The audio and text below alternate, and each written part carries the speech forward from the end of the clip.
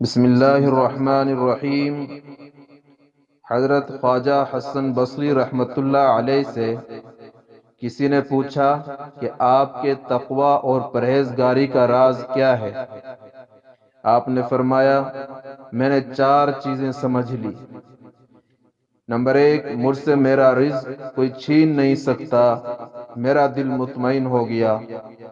Number 2، میں نے سمجھ لیا کہ مجھے خود عبادت کرنی ہے، کوئی دوسرا میرے لیے عبادت نہیں کر سکتا، تو میں نے عبادت کرنی شروع کر دی۔ نمبر 3، میں نے سمجھ لیا کہ اللہ عز و جل مجھے دیکھ رہا ہے، چنانچہ مجھے گناہ سے شرمندگی محسوس ہوئی۔